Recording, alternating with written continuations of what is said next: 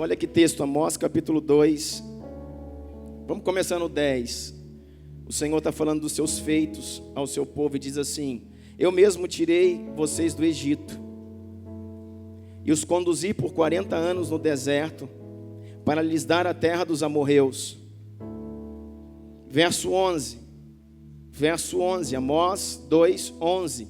Também escolhi alguns dos seus filhos para serem profetas.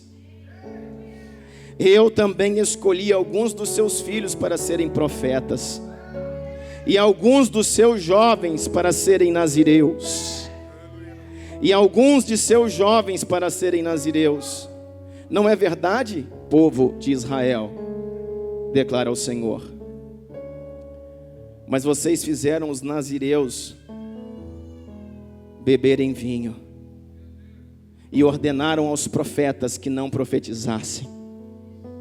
Mas vocês, povo meu, igreja do Senhor, fizeram que os nazireus bebessem vinho e ordenaram aos profetas que não profetizassem. Agora então, eu os amassarei como uma carroça amassa a terra quando carrega trigo. O ágil não escapará, o forte não reunirá suas forças, e o guerreiro não salvará sua vida. O arqueiro não manterá sua posição, o que corre não se livrará, e o cavaleiro não salvará sua própria vida. Até mesmo os guerreiros mais corajosos fugirão nus naquele dia, declara o Senhor. O noivo tem nos chamado à intimidade, irmãos. O noivo tem nos chamado à intimidade. Irmãos, que texto violento. Que texto violento.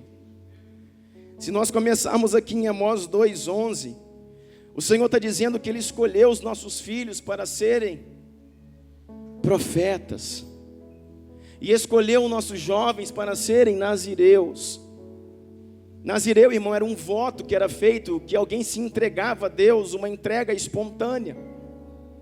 Alguns homens na Bíblia, alguns nazireus, eles passaram a ser nazireu porque Deus pediu, porque Deus assim declarou ao pai e à mãe. Por exemplo, aos pais e o pai e a mãe de Sansão, dizendo que ele seria um nazireu. Por isso Sansão não podia cortar o cabelo, por isso Sansão não podia tomar vinho, beber nada que viesse da uva, por isso Sansão não podia tocar nada em decomposição, porque ele era um nazireu escolhido no ventre estéril da sua mãe. Só que, queridos, o Senhor está dizendo aqui: eu escolhi alguns dos seus filhos para serem profetas, e alguns dos seus jovens para serem nazireus. Não é verdade? Deus está perguntando: não é verdade, povo de Israel? Mas vocês fizeram os nazireus beber vinho e ordenaram aos profetas que não profetizassem. E aí isso desencadeia uma série, irmãos, uma cadeia de juízo sobre o povo, sobre a igreja, sobre o Israel de Deus. Esse é o tempo que estamos vivendo hoje. O tempo, irmãos, que nós pegamos os nossos jovens, pegamos os nossos filhos, que foram chamados para serem nazireus de Deus, separados, e oferecemos vinhos para ele. Porque quando um nazireu tomava vinho, ele quebrava o voto. Você sabia que quando um nazireu estava com seu cabelo grande, ele não podia cortar o cabelo, e se ele quebrasse o voto, por exemplo, tomasse vinho, ele tinha que raspar toda a sua cabeça, em sinal de que quebrou o voto, e esperar que o cabelo crescesse novamente. Nós, irmãos, impedimos os nossos jovens de profetizar. A igreja calou a voz profética. A igreja brasileira calou a voz profética. A igreja brasileira fez como? Se moveu numa ação de quem? De Jezabel. O que o espírito de Jezabel fazia? Decapitava os profetas. Por que Obadias, no tempo de Jezabel, aparece? E ele sustenta em cavernas, sem profetas a pão e água. Para quê? Para proteger a voz profética. Obadias é um homem que está entendendo que precisa esconder, que precisa proteger a voz profética. Por quê, irmãos? Porque sem profecia, diz a Bíblia, o povo se corrompe. Sem profecia o povo se corrompe. Então está dizendo: ei, povo meu, eu escolhi dentre vós filhos que fossem nazireus, e escolhi dentre vós jovens que fossem profetas. Mas o que vocês fizeram com essa geração?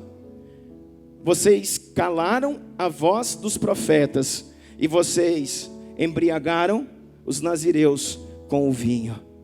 Meu Deus. Agora eu pergunto para você, querido, quem fez isso? Quem fez isso? O mundo? Você entende isso? É o mundo que está dizendo aqui nesse texto. Está dizendo: vocês, Israel, vocês, igreja, foram vocês mesmos. Não foi o diabo, irmão. Não foi o diabo, não foi o mundo, não foi as concupiscências da carne, como é pregado muito aí fora. Como falamos aqui no domingo, no evangelho, irmãos, que põe a culpa tudo em alguém, onde nós transferimos toda a nossa culpa para alguém. Na maioria das vezes é para o diabo. Quando não é para o diabo, é para a religiosidade. Quando não é para a religiosidade, é para o pai, para a mãe, para o patrão. Mas aqui está dizendo: vocês embriagaram os nazireus de vinho e calaram a voz dos profetas. Deixa eu perguntar uma coisa para você. Quem você acha que fez isso? A própria igreja, irmãos. Os próprios pastores, os próprios líderes, o próprio sacerdócio que o Senhor levantou. Sabe quem fez isso, irmãos? As próprias famílias. E é disso que eu quero falar aqui nessa manhã. Sabe quem fez isso? As próprias famílias. E você acha que quando diz aqui que a própria igreja embriagou os nazireus com vinho, você acha que um pai e uma mãe em Israel, um pai e uma mãe dentro da igreja, pegava o seu filho para embriagá-lo com vinho? É disso que a Bíblia está falando? De pegar, encher uma taça de vinho e dar para o filho, encher outra taça de vinho e dar para o filho, até que ele ficasse embriagado? É disso que a Bíblia está falando, irmão?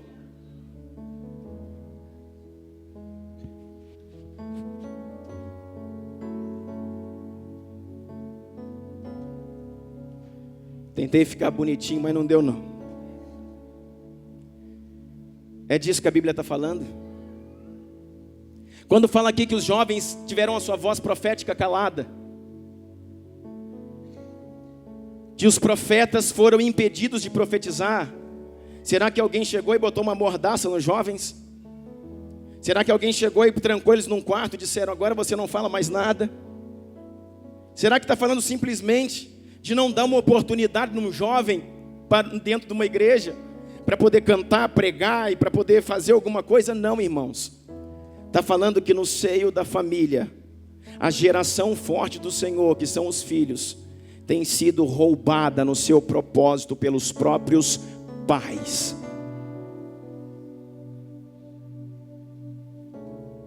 No café passado nós falamos sobre um texto em Malaquias 2,15. O que diz esse texto de Malaquias 2,15? Diz assim: que os sacerdotes estavam orando, chorando, e Deus não ouvia a sua oração mais. Deus falou: não ouço a vossa oração e não recebo as vossas ofertas. Aí Malaquias 2,15 vem dizendo assim: não foi o Senhor que fez de vocês um só? Está falando de casamento. Em corpo e em espírito eles lhe pertencem. E por que um só? Porque ele desejava de vocês uma descendência poderosa. Eita Deus! Sacerdotes estão chorando, sacerdotes estão clamando, homens estão, irmãos, se perdendo. Filhos, eu não estou falando filhos de crentes, eu estou falando filhos de pastores, estão se perdendo. Se perdendo não só no sentido de não quererem mais ir à igreja, viu, pastores aqui? Mas se perdendo no sentido de drogas, de bebidas. Filhos de pastor indo para a balada, enchendo a cara. É disso que eu estou falando. Filho de pastores, irmãos, homem arrumando namorado, menina arrumando namorada, filho de pastores. Por que que isso acontece? Porque o Senhor diz para nós: eu escolhi no meio de vós jovens que fossem profetas. Eu escolhi no meio de vós filhos que fossem nazireus. Mas vocês embriagaram os nazireus com o vinho e calaram a voz dos profetas. Como que nós fazemos isso, irmãos? Com as nossas atitudes, com o nosso comportamento, com a forma como nós guiamos a nossa casa, o nosso casamento e os nossos filhos. Roubamos o seu propósito, destruímos a sua integridade, anulamos o seu chamado. No meio dos jovens, irmãos, quantos jovens que são órfãos espirituais? Tem pai em casa, tem mãe em casa, mas não tem pai e mãe espiritual. São órfãos espirituais. Quantos jovens do Brasil, irmãos, não tem uma referência dentro do seu lar a respeito de alguém, irmãos, que queima por Jesus? Eu não estou falando, por favor, me entenda, eu não estou falando de um pai crente, eu não estou falando de um pai evangélico, eu não estou falando de uma mãe que é membro numa igreja, tem até carteirinha com a foto dentro da sua bolsa. Eu estou falando de homens e mulheres que queimam por Jesus. De uma geração que cresce vendo o pai queimar. De uma geração que cresce vendo a mãe queimar. É disso que a Bíblia está dizendo aqui. Em Malaquias 2,15, que é o texto que eu acabei de ler, diz assim: então Deus não respondia os sacerdotes. E esses sacerdotes começam a perguntar para o Senhor: por quê? Por quê? E Deus responde: não foi o Senhor que os fez um só? O que está acontecendo, irmãos? Crises no casamento. Os homens estavam rejeitando as mulheres da sua aliança. E o Senhor vem e diz: não foi o Senhor que fez de você um só? Em corpo e em espírito eles lhe pertencem, ou seja, vocês se pertencem. E por que um só? Por que eu fiz de vocês um só? Porque eu desejava uma descendência consagrada. Portanto, tenham cuidado, ninguém seja infiel à mulher da sua mocidade. Em algumas versões diz descendência poderosa, descendência separada. O próximo versículo diz: eu odeio o divórcio, diz o Senhor, o Deus de Israel. O homem que se cobre de violência, como que se cobre de roupas, diz o Senhor dos exércitos. Porque isso, tenham bom senso, não sejam infiéis. Sabe o que está dizendo aqui a palavra, querido?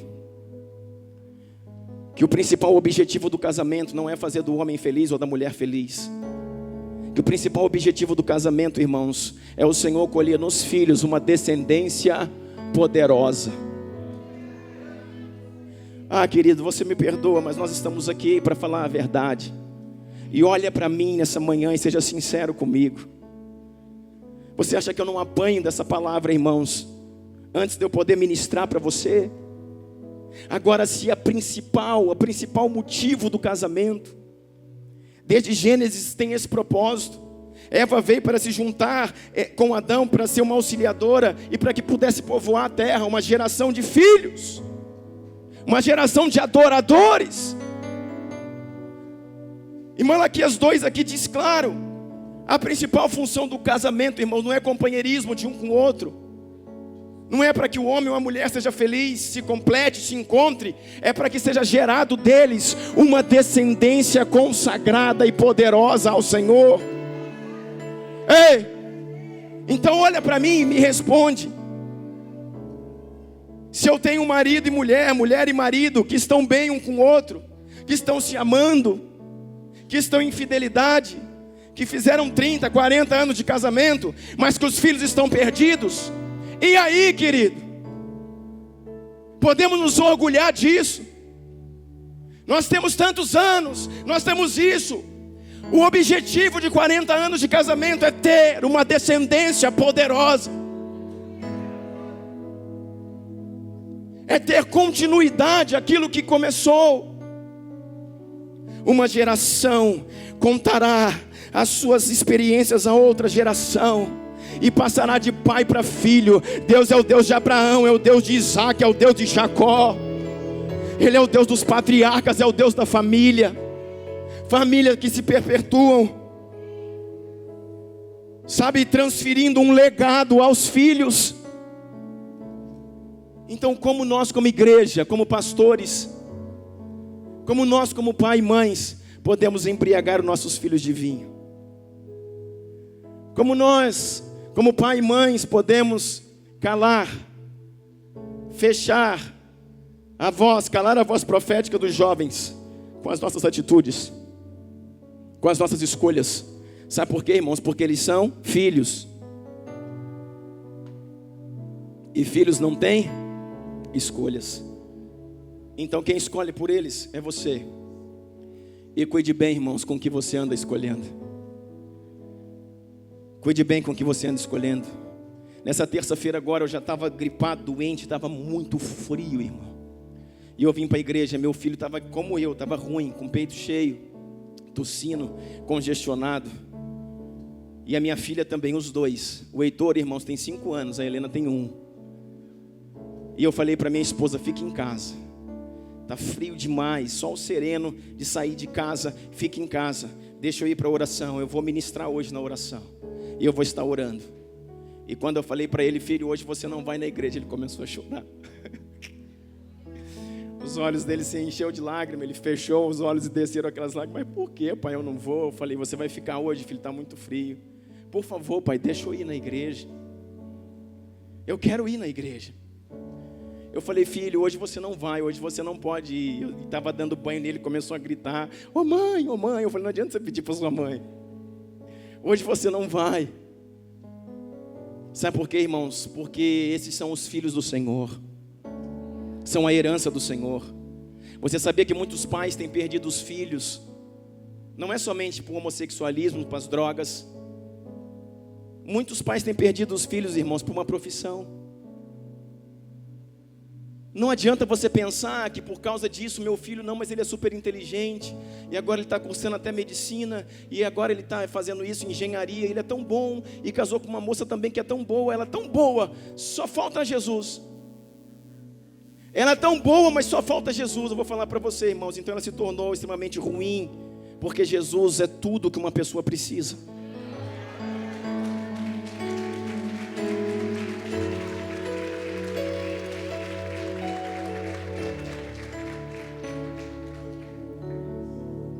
Deus levanta uma geração radical, irmãos. Uma geração entendendo o que está fazendo. E muitas vezes nossos filhos são bons. Eles não se tornaram prostitutos, adúlteros, não se tornaram beberrões, mas simplesmente porque se envolveram tanto com uma profissão, eles não querem mais Deus. Simplesmente porque se envolveram tanto com a pós-graduação, com isso, com aquilo, eles não querem mais o Senhor. Mas meu filho vai ser um excelente isso, um excelente aquilo. E perdeu o seu chamado, irmãos. Perdeu aquilo que o fazia queimar. Sabe, irmãos, quantas horas o seu filho vê você orando por dia? E não adianta, porque isso não é só o papel da igreja. Não adianta nem trazer ele em todos os cultos, somente isso. Quando eu falo disso, eu não falo, irmãos, de faltar uma reunião, ou faltar outra, ou não ir isso. Não é disso que eu estou falando, irmãos. Eu estou falando de um tempo, irmãos, com Deus. Quanto tempo o seu filho te viu orar por dia? Quantas vezes seu filho já te viu em pranto, chorando pelo Senhor? O meu filho, irmãos, o Heitor, nunca me viu chorando por tristeza. Nunca. Não porque eu não chore por isso, eu choro quando eu estou triste. Eu choro quando eu estou triste, eu choro quando eu me decepciono. Eu choro quando eu me arrependo, eu choro, mas ele não vê esse choro. Porque quando eu choro desse jeito, irmãos, eu me escondo. Quando eu choro desse jeito, eu entro num lugar e eu estou chorando por arrependimento, eu estou chorando por tristeza, eu estou chorando por angústia. Mas quando eu choro pelo Senhor, eu choro na frente dele. E ele já me viu em pranto algumas vezes, e ele assustou, pai, o que foi, pai? Eu falei assim, Jesus está aqui, a glória de Deus está aqui. Aí ele ficou olhando, eles começam a chorar também, irmãos, eles são facilmente tocados. Eles têm um ambiente preparado. E agora quando chega alguém na igreja, quando nós estamos aqui se acabando, na igreja acontece muito isso de chorar. Outro menino chega e fala, ó, seu pai está chorando. Ele fala assim, é porque Jesus está lá. Ele já entendeu, irmão. Ele já sabe que o meu choro não é um choro de tristeza, é um choro pela presença. Ensine o seu filho a chorar com você. Ensine o seu filho a ler a palavra, a ler a escritura. Gaste tempo com ele, irmãos. Deixe o seu filho te ver orando. Você tem um quarto de oração? Tenho sim, pastor. Deixe a porta do quarto aberta quando você for orar. Ajoelhe lá, irmãos, e fique lá orando. Deixe seu filho andar para lá, andar para cá, andar para lá. Vai chegar um momento que devagarzinho, sem você chamar, ele vai entrando. Ele vai entrando, ele vai indo até o momento que ele vai ficar. Mas é muito jovem, não fica, irmão. E fica 1 hora chorando, recebendo de Deus. Ministra o Espírito Santo sobre a vida dele, irmão. Põe a mão na cabeça dele. Ministra o Espírito Santo de Deus sobre a vida dele. Por que nós estamos vivendo essa crise na igreja, querido? Por quê? Porque nós embebedamos os nazireus de vinho, os nazireus do Senhor. E nós calamos a voz dos nossos profetas. Quem são os profetas? Aqui estão os profetas. Aqui estão os profetas. Famílias, irmãos. Abre sua Bíblia comigo em Daniel. Daniel capítulo 1. Veja algo extremamente importante. Ah, Espírito Santo, eu te amo, Deus. Vem com tua glória sobre esse lugar. Move em nós, Jesus. Move em nós. Precisamos de ti, Deus.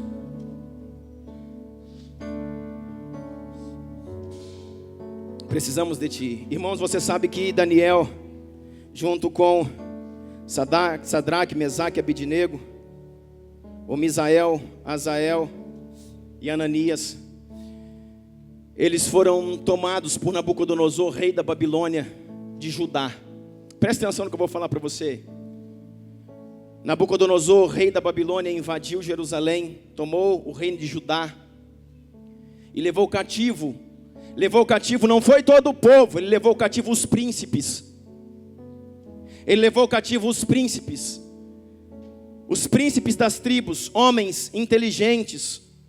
Então, irmãos, o Daniel e os seus 3 amigos não eram um Zé Mané lá em Judá. O Daniel e seus amigos eram homens de excelência já em Judá. Eram homens de revelação já em Judá. Eram homens de busca já em Judá. Eram homens consagrados a Deus já em Judá. Não eram qualquer pessoa.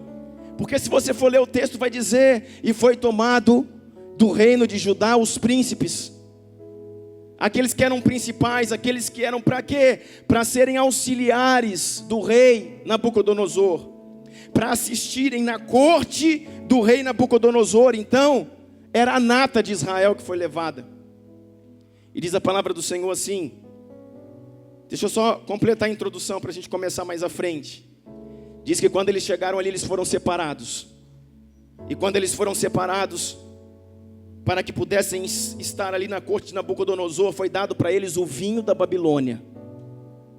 Foi dado para eles o vinho da Babilônia. E foi dado para eles os manjares da mesa do rei. Isso fala de alguma coisa para você? Diga comigo: prazeres. Diga comigo: distrações. Diga comigo: aquilo que favorece a minha alma.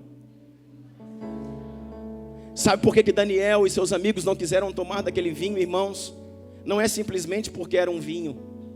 Não era simplesmente porque era uma iguaria. Porque aquilo estava sendo servido nos utensílios do templo. Você está entendendo isso? Daniel olhava para aquilo e dizia: esses cálices foram tirados do templo. Esses cálices, esses utensílios, onde está sendo servido esse vinho, onde está sendo servido as iguarias do rei, foram tirados do templo do Senhor. Isso é uma usurpação ao templo. Eles estão escarnecendo do nosso Deus. E esses homens, irmãos, eram realmente jovens, para não dizer adolescentes. Com certeza tinham menos de 20 anos. E eles resolveram não se contaminar, não se contaminar com as iguarias do rei e com o vinho da Babilônia. E diz assim, Daniel 1, vamos lá no 8. Resolveu Daniel firmemente não se contaminar-se com as finas iguarias do rei, nem com o vinho que ele bebia. Então pediu o chefe dos eunucos que lhe permitisse não contaminar-se. Ora, Deus concedeu a Daniel misericórdia e compreensão da parte do chefe dos eunucos. Diga assim, Daniel se posicionou, uma geração se posicionou, e Deus o respondeu. Que lindo. Ora, Deus concedeu a Daniel misericórdia e compreensão da parte do chefe dos eunucos.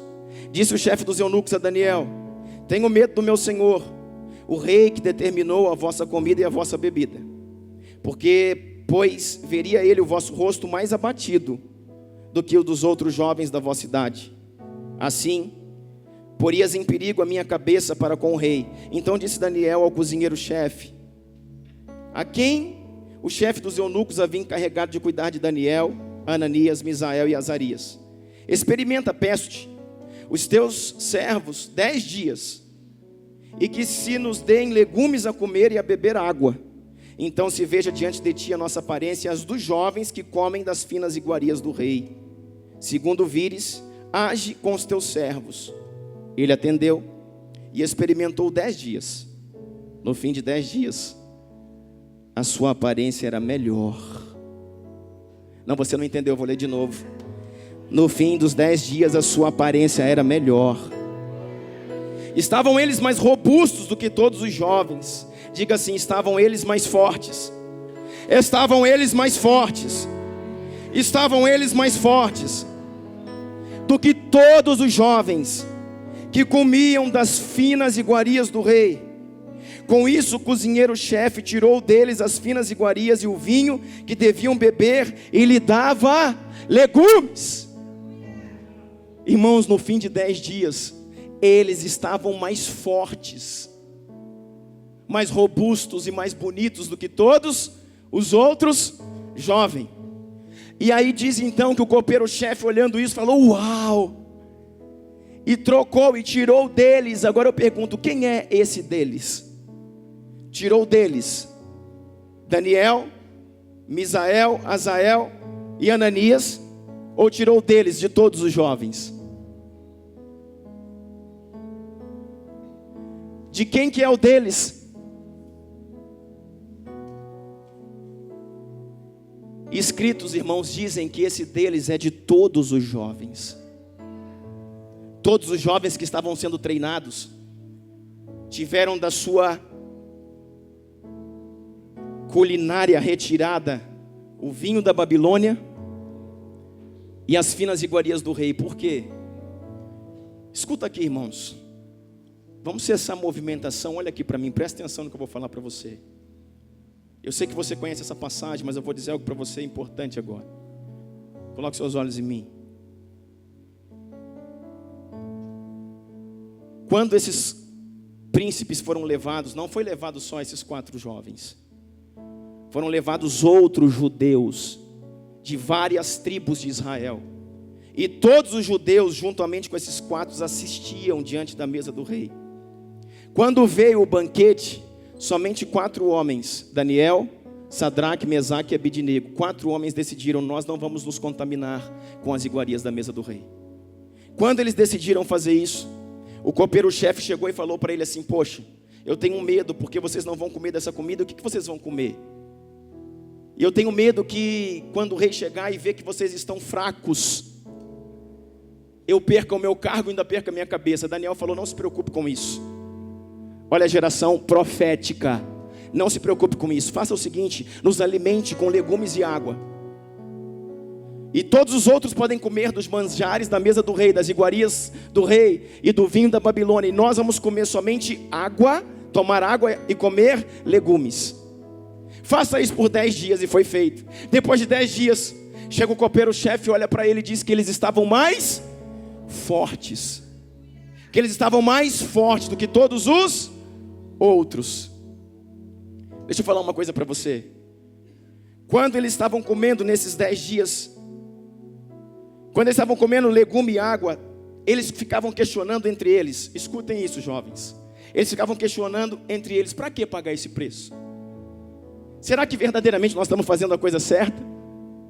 Para que pagar esse preço? Olha, do nosso reino de Judá vieram outros príncipes, vieram outros homens, mas todos eles estão comendo de finas iguarias, enquanto a gente só come legumes. Estão tomando do melhor vinho, enquanto a gente só toma água. Vale a pena fazer esse sacrifício? E ao mesmo tempo, o Senhor os fortalecia e eles estavam firmes no propósito. E depois de 10 dias, irmãos, quando chega o copeiro-chefe para avaliar, diz: uau, eles estavam mais fortes. Agora eu pergunto uma coisa para você: eles estavam mais felizes ou estavam mais fortes? Está pegando? Pais que estão aqui, estão pegando no seu espírito? Eles estavam mais felizes ou estavam mais fortes? Depois que o rei viu que eles estavam mais fortes, o rei falou: agora vai comer só isso. Podem continuar comendo legumes, pode continuar bebendo da água. E assim eles continuaram por muito tempo, irmão. Não se diz quanto tempo, mas talvez por anos foram a sua comida. E quando eles olhavam para todo mundo comendo, eles sempre pensavam: já passaram semanas, meses, anos, nós só comemos legumes e bebemos água, enquanto todos aqueles que vieram conosco, a igreja que veio conosco, os príncipes de Israel que vieram conosco, comem de tudo e bebem de tudo. Vale a pena? Por que tinha esse questionamento, se vale a pena? Porque parecia que, olhando para quem está no mundo e para quem está na igreja, muitas vezes você não vê diferença nenhuma. Porque muitas vezes você vê o seu colega de sala na faculdade, que bebe, que fuma, que prostitui, e às vezes tira uma nota na prova maior que a sua. Porque às vezes você vê o seu colega de faculdade que bebe, que fuma, que prostitui, nas férias, indo viajar, irmãos, para os Estados Unidos, e você não tem dinheiro nem para viajar para Amanhece. Porque você vê o seu amigo de trabalho, porque você vê o seu amigo, seus filhos veem o seu amigo na sala de aula, que bebe, que fuma, que prostitui, e que a família dele parece que está mais organizada que a... Se mantenham firmes no propósito. Sabe por quê? Porque tudo parecia que não tinha diferença nenhuma. Não tinha diferença realmente nenhuma, até chegar a fornalha. Não tinha diferença nenhuma até o dia da prova final. Até o dia que foi posto diante deles uma entidade para que pudessem adorar, e diz: não, nós não fazemos isso. E no dia que foram jogados na fornalha, irmãos, no dia que esses homens foram jogados na fornalha, aí sim, eles viram a diferença que faz comer água, tomar água e comer legumes. Por quê? Porque dentro de uma fornalha acesa 7 vezes mais, não tinham 3 homens, mas tinham 4. Não havia um quarto homem, mas havia o primeiro homem que os esperava dentro daquela fornalha. Eles estão ali conversando um com o outro, e conversando um com o outro, conversando um com o outro, e vão ser jogados dentro da fornalha. E eles dizem assim: nós não vamos negar o Senhor, nosso Deus. Nós não adoramos outro Deus. Deus vai nos salvar. E se não salvar, nós morreremos. Esse era o combinado. Sabe, eles ficaram orando, esperando até o momento, querido, até o momento X, chave, do Senhor vir fazer um milagre.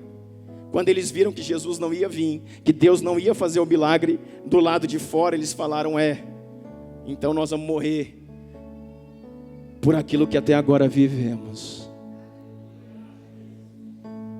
E quando eles entraram na fornalha, irmãos, de cara eles já viram mais um, que disse assim para eles: quando eu não salvo vocês do lado de fora, eu estou vos esperando do lado de dentro.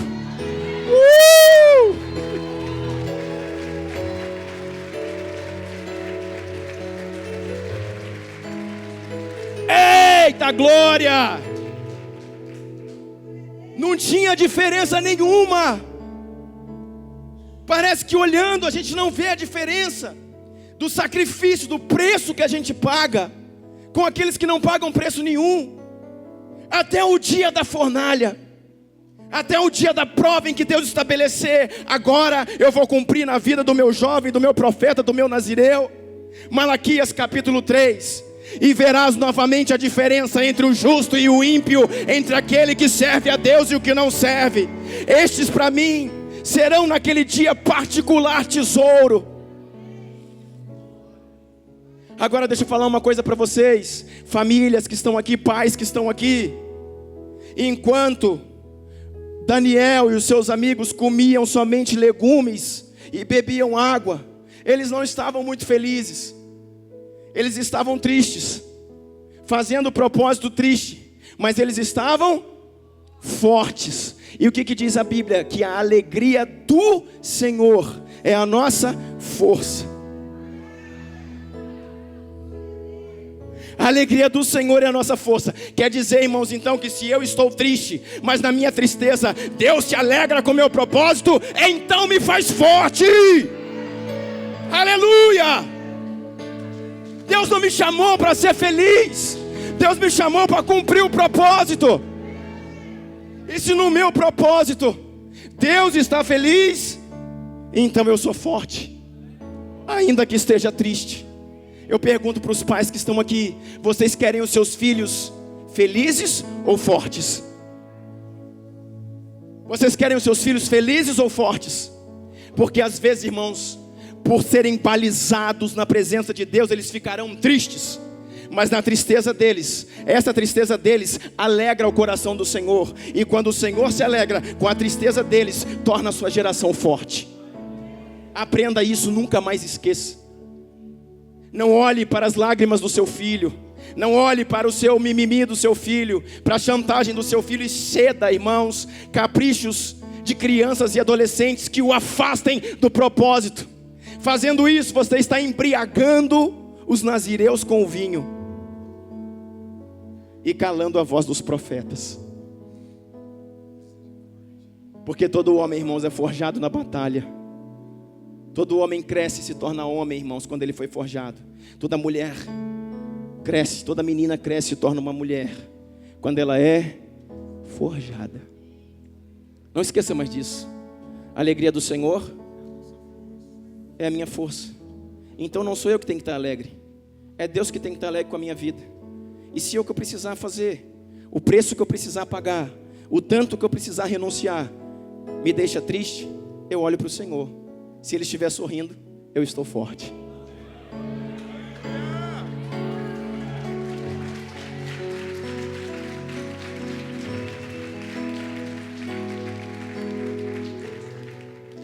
Não sou eu que tenho que estar alegre, irmãos, Ele tem que estar alegre. Porque quando Ele está alegre, Ele me faz forte. Não é meus filhos, irmãos, que têm que estar alegres, Deus é que tem que estar alegre. Na tristeza da minha geração, se eu olho para o Senhor, e na correção que eu aplico aos meus filhos, na instrução que eu dou para minha casa, minha mulher ficou emburrada, meus filhos, está tudo de cara feia para mim, aí eu já me preocupo, olho para Deus, Deus faz assim, ó, ok, está tudo certo, minha casa está triste, mas minha casa é forte, meu casamento é rocha, meus filhos são protegidos, eu não vou perder ele para as drogas, para o homossexualismo, eu não vou perder ele para as profissões. Eles serão nazireus e profetas de uma geração. Aleluia! Glória a Deus!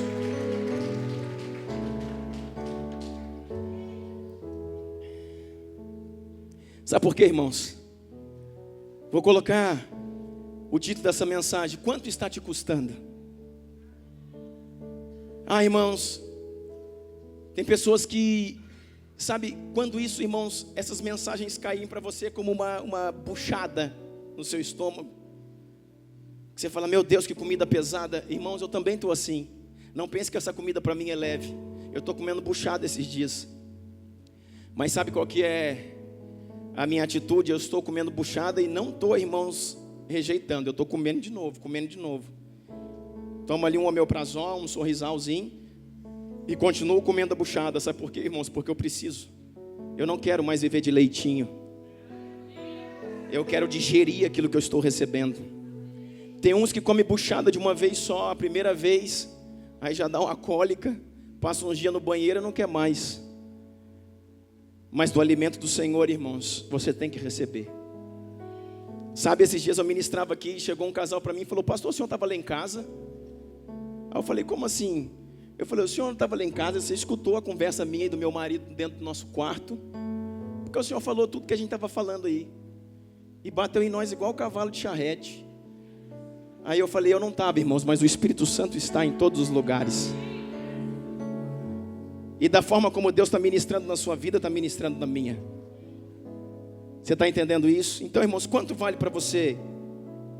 Por quê, irmãos? Porque Deus não chamou a gente, irmãos, para ser feliz. Não estou dizendo que nós não seremos. Não é isso que eu estou dizendo. Não estou dizendo que Deus chamou a gente para ser triste. Não é isso que eu estou dizendo. Eu estou dizendo que nós seremos felizes. Mas esse não é o objetivo da vida de um cristão. Você acha, irmãos, que Pedro lá sendo crucificado de cabeça para baixo estava feliz? Mas estava forte. Você acha que os mártires da Bíblia, sendo comidos, partidos ao meio, queimados no fogo, trucidados por feras no Coliseu, eles estavam felizes, mas estavam fortes. Mas nós vamos ser felizes? Vamos ser sim, irmãos, em alguns momentos sim, em outros não. Mas o objetivo da nossa vida, irmãos, não é ser feliz, é cumprir a missão, é cumprir o propósito. E quanto me custa o meu propósito? Muitas vezes, abrir mão dos sonhos. Olha para mim. Quanto me custa o meu propósito? Muitas vezes, abrir mão dos sonhos. O que você acha que eu estou fazendo uma vida inteira, irmãos? Deixando minhas faculdades, deixando meus diplomas, deixando meu consultório, minha clínica, minha carreira, exército. Eu estou trabalhando, irmãos, para cumprir o meu propósito. E quanto custa o meu propósito? Muitas vezes o seu propósito vai custar abrir mão dos seus sonhos. Que isso, pastor? É. Porque, irmãos, um homem chamado Davi, ele era rei. E ele foi o maior rei de que Israel já teve. E Davi, ele tinha posses. Davi, ele tinha nome. Davi, ele tinha fama. Davi tinha dinheiro. Davi tinha tudo. E o sonho dele era construir um templo. O sonho da vida dele era construir um templo para Deus. E chega um momento que ele diz: está tudo pronto. Eu já pequei, o Senhor já me perdoou, eu já me levantei, já recuperei em arrependimento a minha honra, já estou de volta no trono, te amo, sou teu filho, sou o homem segundo o seu coração, eu vou construir um templo. E o Senhor falou: não vai não. Aí ele falou: por quê? Ele falou assim: olha para sua mão. E ele olhou e disse assim: suas mãos estão sujas de sangue. Sabe por quê? Porque você está cumprindo o seu propósito. E o seu propósito não é construir templo. Seu propósito é anexar territórios e ser o maior rei que Israel já teve. O seu propósito é unificar 12 tribos em uma.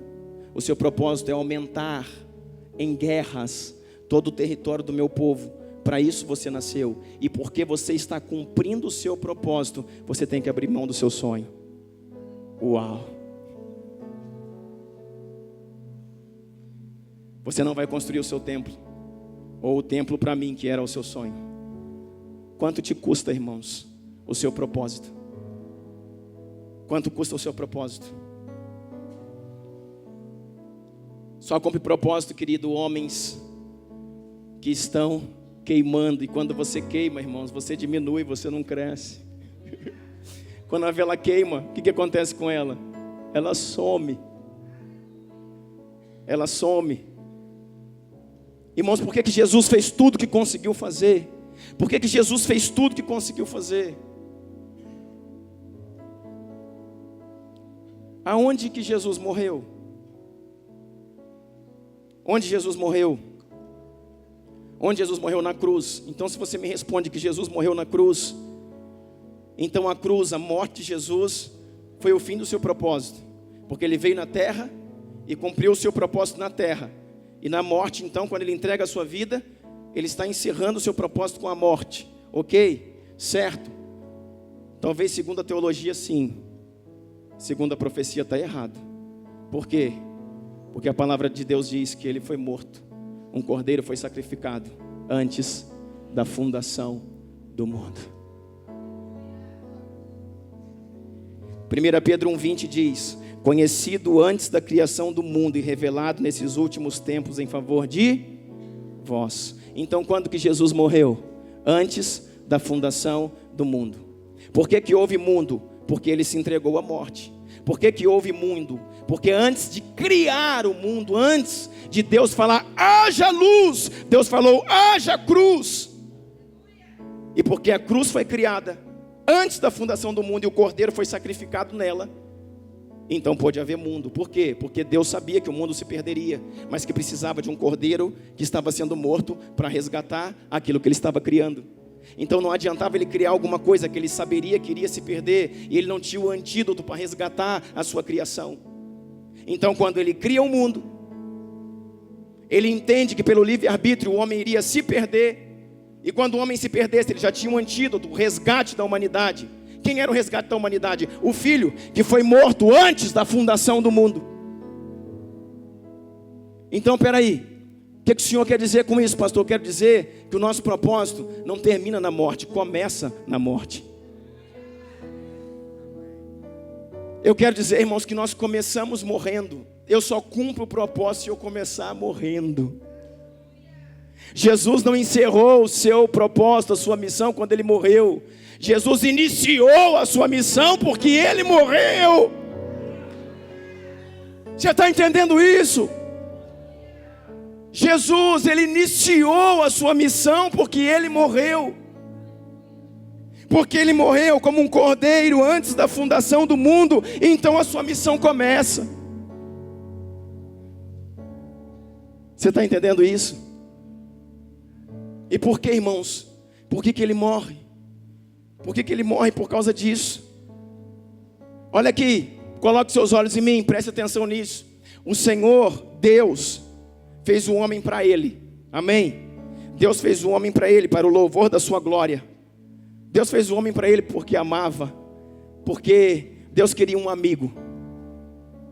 Que isso, pastor? O que o senhor está falando? Irmão, eu estou falando da Bíblia. Às vezes a gente fala assim, a gente para Deus não é coisa nenhuma. É sim, irmãos, você para Deus é muita coisa. Deus ama você, e Ele morreu pela sua vida. Sabe que lá no céu, olha aqui, lá no céu tem arcanjos, hein, Mateus? Arcanjos, querubins, serafins. Lá no céu tem os 24 anciãos. Lá no céu tem os seres viventes, lá no céu tem tudo. Só que quando Deus criou o homem, Ele largava tudo isso lá e vinha conversar com você. Quando Deus criou o homem, Ele largava tudo isso lá na glória e vinha conversar com Adão todos os dias na viração do dia. Eu não quero saber de anjo, nem do arcanjo, nem do serafim, do querubim. 24 anciãos, ou seres viventes, dá um tempo aí. Eu vou lá conversar com o homem. E Ele vinha conversar com o homem, irmãos, na viração do dia. Por quê? Porque Deus fez o homem para Ele, mas Deus fez a terra para o homem. A Bíblia diz que os céus são os céus do Senhor, mas a terra deu aos filhos dos homens. Presta atenção. Então Deus fez o homem para Ele e fez a terra para o homem. Então o homem que Ele fez para Ele se perdeu, pecou, caiu. Então Jesus vem, porque o cordeiro foi morto antes da fundação do mundo. Então Jesus vem para redimir o homem. Jesus vem para redimir o homem ou para redimir a terra? Para redimir o homem, irmãos. Por quê? Porque Jesus podia redimir aquilo que foi criado para Ele. Mas quem queria redimir a terra? O homem. Por quê? Porque a terra foi criada para o homem. E por isso que a palavra de Deus diz que Cristo em vós, a esperança da glória. Cristo em nós, Cristo dentro de nós, é a esperança para o mundo. Então o que isso quer dizer? Que Deus veio, pagou um preço para quê? Para que Ele viesse habitar, irmãos, dentro de você. Agora vamos lá, o que isso tem a ver com a mensagem que o Senhor estava falando? Eu quero ver, irmãos, eu quero dizer para você que só o homem pode redimir a terra. E por isso que a terra clama Romanos 8, 19. O que a terra clama? Pela manifestação dos filhos. A terra está clamando por Deus ou clamando pelos filhos? A terra está clamando pelos filhos. Romanos 8, 19 diz: ardente expectativa da natureza pela manifestação dos filhos. E quem são os filhos de Deus? Aqueles que estão vivendo, não a eu, mas Cristo vive em mim. Esses são os filhos que têm neles Cristo e são a esperança da glória para o mundo. Está difícil, irmão? Você está entendendo isso? E deixa eu falar uma coisa, querido. Não é Cristo para você. Não é Cristo, eu tenho Cristo para mim. Não, irmão, não funciona. Você tem um carro para você? Tem, a maioria daqui tem. Cadê seu carro? Está lá na rua, você está aqui. Então vocês estão separados. Não serve para Deus. Não é Cristo comigo. Você tem um amigo? Tenho. Eu estou aqui com esse amigão aqui. E nós vamos chegando em algum lugar. Aí ele chega ali, ele está comigo. Mas nós vamos pedir alguma coisa para comer. Eu estou comendo hambúrguer, ele está comendo batata frita. Então nós estamos comendo coisa diferente. Mas ele está comigo. Mas eu como uma coisa, ele come outra. Eu estou vestido de rosa, ele está vestido de cinza. Quer dizer, não funciona. A palavra de Deus diz: Cristo em mim, a esperança da glória. Sabe o que é Cristo em mim? Quando eu ponho a minha mão aqui, Jesus põe comigo. Quando eu viro para cá, Jesus vira comigo. Quando eu ando para cá, Jesus anda comigo. Quando eu ando para cá, Jesus anda comigo. Quando eu desço aqui, Jesus desce comigo. Isso é Cristo em mim. E quando Cristo está em mim, então existe esperança para a terra. Você está entendendo isso? Só que qual que é, irmãos, a importância disso? A importância disso, irmãos, é Gálatas 2:20. Já estou crucificado com Cristo, e vivo não mais eu, mas Cristo vive em mim. Eu já estou crucificado com Cristo, e vivo não mais eu, mas Cristo vive em mim. E a vida que agora vivo na carne, vivo pela fé do Filho de Deus, o qual me amou e se entregou a si mesmo por mim. Vamos entender esse texto? Nós estamos falando aqui, irmãos, que todo propósito começa com a morte. Por que Jesus conseguiu ser Jesus, o Cristo? Jesus, irmãos, é o filho de Maria. E Cristo é o Messias de Deus.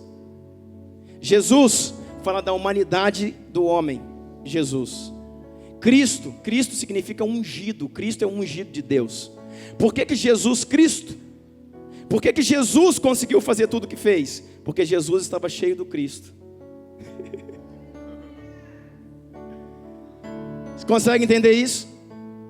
Por que Jesus conseguiu fazer tudo o que fez? Porque ele estava cheio do Cristo. E por isso que não é Jesus em vós a esperança da glória, é Cristo em vós a esperança da glória. É a unção em vós a esperança da glória. Por isso que diz: já estou crucificado com Cristo. E não é Jesus que vive em mim, é Cristo que vive em mim. Por que Jesus conseguiu fazer tudo o que fez, irmãos? Porque Jesus estava cheio do Cristo. Porque Jesus morreu para as suas carnes, para o seu desejo, para a sua concupiscência, e se encheu da unção do céu, do Espírito Santo. E olha o que diz essa palavra na revelação do apóstolo Paulo: já estou crucificado com Cristo, e vivo não mais eu, mas Cristo que vive em mim. E a vida que agora vivo na carne, eu vivo pela fé do Filho de Deus. Sabe o que é viver pela fé, irmão, do Filho de Deus? Não é ter fé de que está vivendo. Viver pela fé é viver pelos santos, é viver pela obra do Filho de Deus. Então olha aqui, presta atenção nisso. Olha aqui, jovens: já estou crucificado com Cristo, agora vivo não mais eu, mas Cristo vive em mim. E a vida que eu estou vivendo, eu vivo pela obra. Sabe o que isso quer dizer? Que quando, irmãos, não há eu, quando eu morro, eu então foi para a cruz. Cristo que vive em mim Sabe o que isso quer dizer? Eu me tornei livre de mim mesmo para poder servir os outros. Sabe qual é o maior erro da igreja? Olha aqui para mim. É pensar que liberdade é você ser livre de alguém. A primeira pessoa que você tem que se libertar é de você. Vou repetir isso, olha para mim. O maior erro que nós temos é pensar que liberdade é ser livre dos outros. É ser livre de alguém. É ser livre de uma cobrança. É ser livre de uma perseguição. A primeira pessoa que você tem que se libertar é de você mesmo. Por isso que está escrito, eu estou crucificado com Cristo. Ou seja, eu morri, fui para a cruz. O eu está na cruz, crucificou com Cristo. Então sou livre de mim mesmo. E porque sou livre de mim mesmo, me faço escravo dos meus irmãos. Me faço servo da igreja. Eu posso servir as pessoas. Por quê? Porque sou livre de mim mesmo, do meu orgulho, das minhas vaidades, dos meus melindres, dos meus caprichos. Eita Jesus, que glória! Por isso, o que nós achamos que é liberdade? Vamos ver aqui no meio do jovem, no meio... O que você acha que é liberdade, irmãos? O que você acha que é liberdade? Se encher de tatuagem, isso é liberdade? Os tatuados já ficaram assim, irmão, não tenho nada contra, não é isso que eu estou dizendo. Espero eu acabar de falar primeiro. O que você acha que é liberdade? Colocar um piercing no nariz, colocar um alargador na orelha, ter o cabelo assim, o cabelo assado, isso é liberdade? Muitas vezes, irmãos, isso é prisão.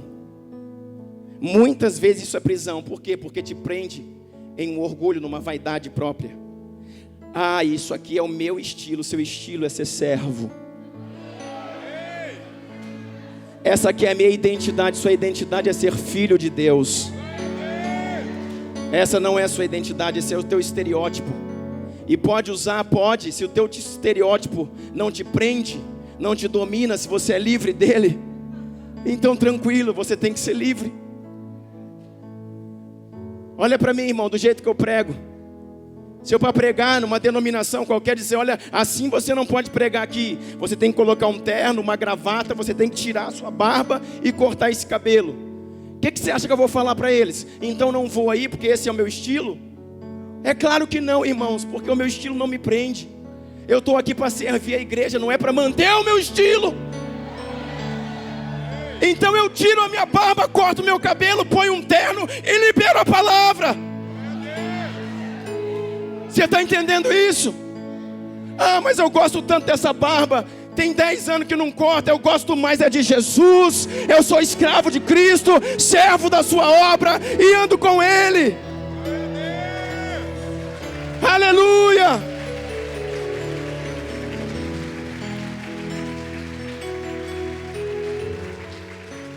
Muitas vezes, querido, a liberdade que nós achamos, eu ando assim porque eu sou livre. Isso na verdade se tornou uma prisão.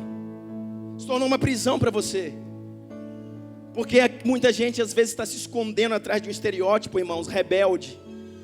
Está se escondendo atrás de uma carência. Está se escondendo atrás de uma carência e anda tão diferente para que as pessoas possam olhar e notar. Porque quando eu era normal, não andava com nada, eu chegava no lugar, ninguém me via. Agora eu chego todo espalhafatoso, todo mundo olha para mim. Se o teu estereótipo está baseado nisso, irmãos, você está preso nisso, é escravo disso. Então ser livre, querido, não é andar diferente. E escute bem o que eu estou falando, eu não estou dizendo nada, irmãos, contra andar diferente. Eu respeito o estilo de cada um. Eu estou dizendo, irmãos, eu também tenho o meu. Mas se eu precisar mudar ele para servir a Cristo, eu não estou preso nele. Não estou apegado nele. Pastor, o senhor usa terno e gravata? Eu uso se for preciso. Se precisar tirar a barba, eu tiro. Se precisar deixar o cabelo grande, eu deixo. Se precisar cortar, eu deixo. Isso não me prende. Porque já estou crucificado com Cristo. Tornei-me livre de mim mesmo. Meu estereótipo não define a minha vida. E agora o viver que eu tenho na minha carne, eu sirvo por amor à igreja. Isso é viver pela fé. Para servir os irmãos. E para servir aos irmãos eu vou fazer o que for preciso. Por quê? Porque a minha identidade não é barba. Minha identidade não é o cabelo assim. Minha identidade é filho de Deus. Chamado para manifestar o seu nome e a sua justiça. Então se eu preciso deixar disso, eu deixo amanhã. Mas se eu uso, eu tenho a minha forma de ser e não estou preso nela, fique à vontade, irmão, seja feliz. É disso que eu estou falando. Oh, meu Deus, nos ajuda, nos ajuda. Lembra de um texto que nós falamos no café passado, um texto, pelo amor de Deus, é muito pontual, Filipenses 3, abre aí, só para te mostrar um versículo. Filipenses capítulo 3, verso 7, diz assim: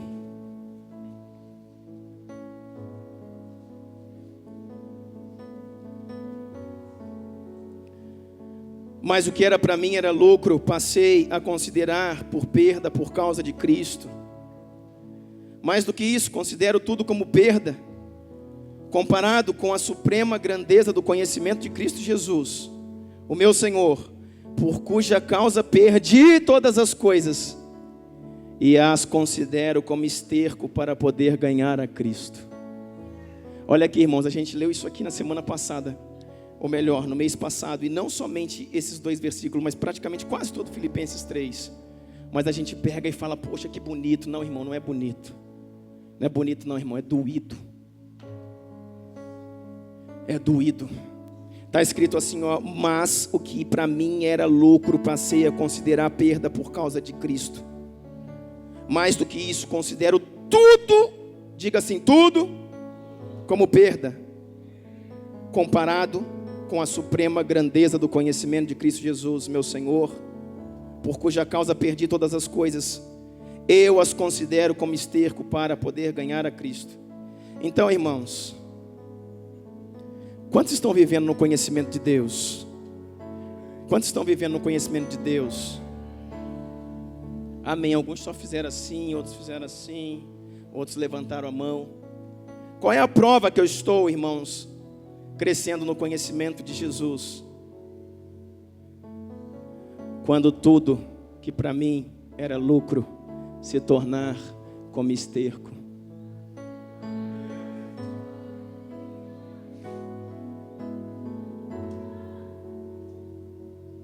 Quando tudo que para mim era lucro se tornar como esterco, minhas distrações, meus lazeres, minha falta de propósito, meus devaneios, minhas vaidades, quando tudo que para mim era lucro se tornar como esterco, eu estou crescendo no conhecimento de Cristo Jesus, o meu Senhor e Salvador, que morreu por mim. Sabe por quê? Porque o conhecimento de Cristo Jesus em mim mata toda a minha superficialidade. O conhecimento de Cristo Jesus em mim mata, irmãos, todo o meu eu, todos os meus devaneios, todas as minhas distrações. Por quê? Porque o conhecimento de Cristo Jesus me leva a estar crucificado com Ele. E a não ser mais eu, estou livre de mim para servir os outros. Então, não se trata de ser livre dos outros para servir a si mesmo. Se trata de ser livre de si mesmo para servir os outros.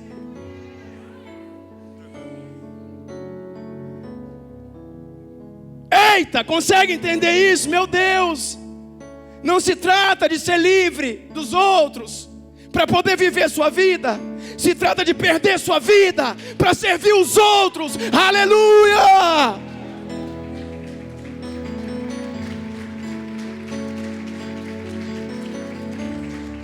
Meu Deus! Então não se trata de um tanto de frases que eu tenho no Facebook, que eu coloco num grupo. Se trata do tanto de caráter de Deus que tem dentro da minha vida.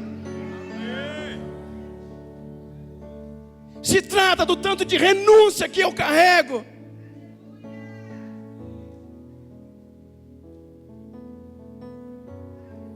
Se trata do tanto de conhecimento de Deus que, enfiado dentro de você, gerou uma transformação de um novo homem. que se tornou livre de si para servir a igreja. Não se trata de tanto de frases que eu conheço e posto. Se trata do tanto de caráter que está dentro da minha vida, na qual eu me manifesto.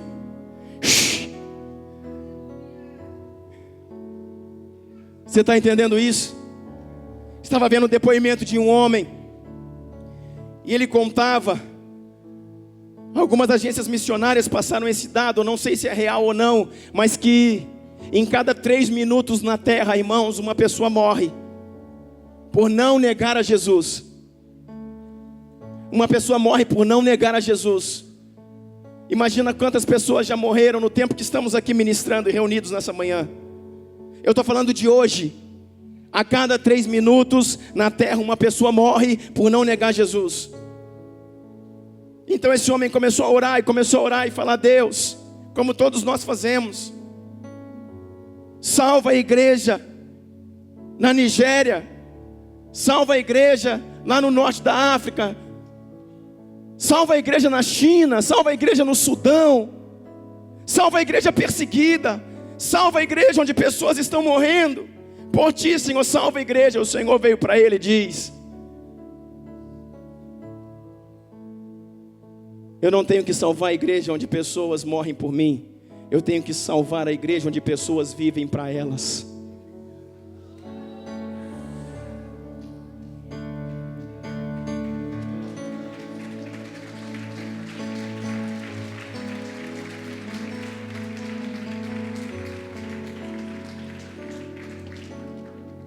Essa igreja da China, essa igreja do Sudão, essa igreja do norte da África é muito mais forte do que a igreja brasileira.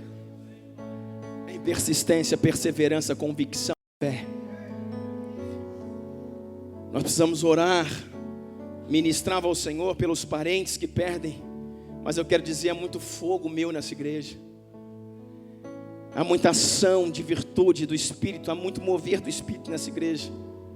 Porque numa igreja onde estão dando a vida por mim, não é dessa igreja que precisa de cura, não é essa igreja que eu preciso restaurar, é a igreja que vive para si mesmo. Somos nós, irmãos, a igreja que vive para si mesmo, a igreja que vive para si mesmo. Meu Deus, nos ajuda, Espírito Santo, nos ajuda, Espírito Santo, flui o teu vento, Pai. Fala ao nosso coração, Senhor.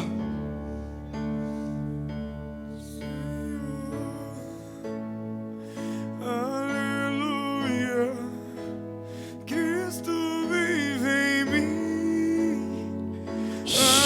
Aleluia, Cristo vive em mim. Aleluia, Cristo vive em mim.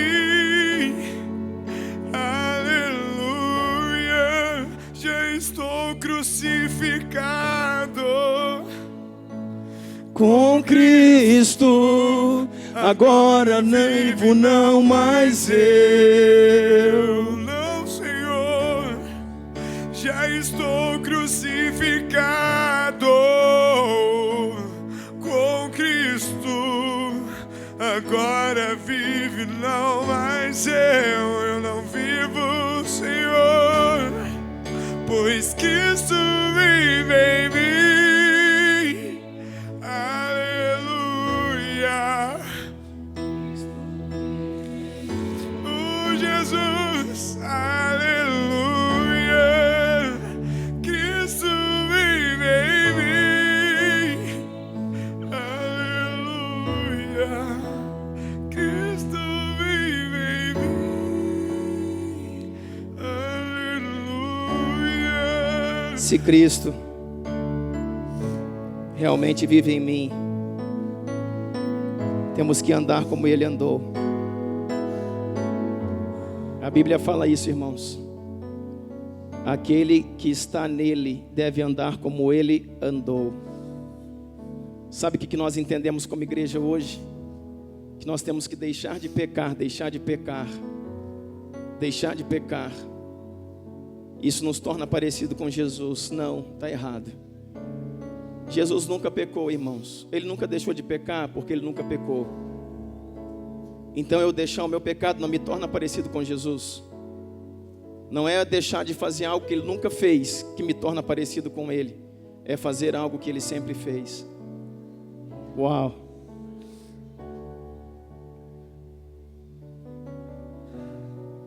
O que me torna parecido com Jesus é fazer o que ele sempre fez. E o que diz a palavra? Aquele que está nele, ande como ele andou. Sabe qual é o problema nosso da igreja, dos pastores, da igreja? Sabe qual é o nosso problema? É porque nós estamos dispostos, irmãos, a fazer algo, a caminhar com Jesus, até onde isso não seja pecado. Eu estou disposto a ir até onde isso não seja pecado. Vou, é pecado. Aí é pecado, então eu retrocedo. Eu estou disposto, irmãos, a fazer para Jesus até onde eu não perca a minha bênção, até onde eu não deixe de ser abençoado. É para isso que nós vamos à igreja, para ser abençoados. Nós não servimos ao Senhor por amor ao propósito, por amor ao chamado. Por falar em chamado, irmão, se eu tenho um chamado de Deus, eu sou um pastor, e Deus me chamou para algo, e Deus me vocacionou para uma obra, e eu sei exatamente o que eu tenho que fazer, eu tenho toda uma estratégia para chegar no final desse chamado, irmãos. Então eu quero dizer para vocês, isso não é chamado, isso não é vocação, isso é profissão.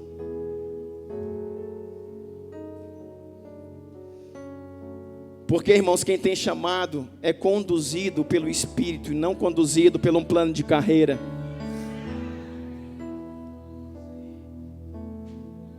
Nós precisamos entender isso.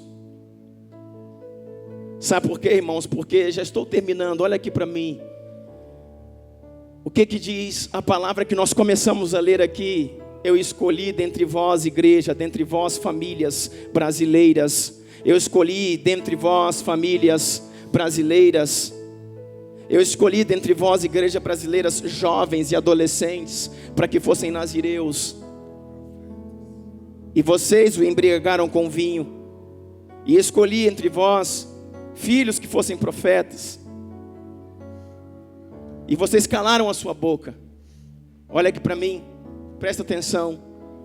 Cuide, irmão, porque pode chegar um dia que você vai falar para o seu filho assim: filho, vamos na igreja hoje, terça-feira, tem oração. Ele: não, pai, não vou na oração, porque hoje eu vou estudar com um amigo. E você vai chegar quinta-feira para ele e falar: filho, vamos para a igreja, hoje tem a escola do reino. Não, pai, hoje eu não vou quinta-feira, porque hoje eu tenho um jogo de bola. E no sábado você pergunta para ele: filho, você não vai hoje na igreja, a reunião dos jovens? Não, pai, hoje eu vou ver um filme com um amigo. E chega no domingo: filho, hoje é Santa Ceia do Senhor, você não foi a semana inteira, vamos no domingo. Ele: não, pai, hoje vai estrear um novo filme, e eu preciso assistir esse filme no cinema. E você vai cair de joelhos, e você vai cair em si dizendo: Deus, meu filho está se desviando, me ajuda. E Deus vai falar assim: ele não está se desviando, ele está seguindo as suas orientações. Ele não está se desviando, ele está seguindo o seu espelho, o seu modelo. Ele está seguindo o seu exemplo. Por quê? Porque o filho não faz o que vê o pai falando, o filho faz o que vê o pai fazendo. Deus vai falar assim: ele não está se desviando, foi você que o desviou. Pensa no peso, você o desviou. Por quê? Porque ele era um nazireu e você embebedou com vinho. Ele era um profeta e você calou a sua voz. Quando por vezes você deu abertura para que ele fosse qualquer coisa, para que ele escolhesse qualquer coisa que não fosse a minha pessoa, a minha presença. Você calou a voz profética do seu filho. Você embebedou o nazireu de vinho. E agora, irmãos, ele está com o voto quebrado fora da igreja e você está chorando. Meu filho tem 16, 17, 18 anos. Deus, por favor, me ajuda. Meu filho está desviado e Deus está falando para você: não. Ele só segue o teu exemplo. Ele segue o modelo que você foi para ele como pai na igreja. É dessa forma, irmãos. escolhendo tudo antes de Deus, que nós embebedamos os nazireus e calamos a voz dos profetas. A minha oração diante do Senhor é: não basta, irmãos, meu filho na igreja. Eu quero meus filhos queimando por Jesus. Eu quero a porção dobrada que está sobre a minha vida e da minha esposa sobre eles. Eu quero uma geração que dê continuidade. A terra não vai ser dos muçulmanos, não. Os muçulmanos não vão tomar o Brasil como tomaram a Europa, porque a igreja brasileira há de acordar e de separar uma geração de apóstolos e profetas que toquem o Brasil. Que toquem o Brasil. Não depende de crente, não depende da igreja. A Europa morreu porque o islamismo tomou a Europa. O Brasil não vai morrer, porque os filhos do Brasil são nazireus e profetas, cheios do Espírito Santo, queimando por fogo.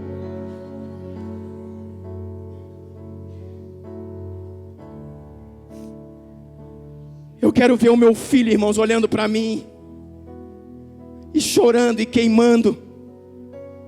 Sabe muito daquilo que nós somos hoje, daquilo que nós vivemos hoje, daquilo que nós renunciamos hoje. As pessoas falam para mim, falam: pastor, você é louco, você só pode ser doido. Eu falo: muito mais do que você pensa.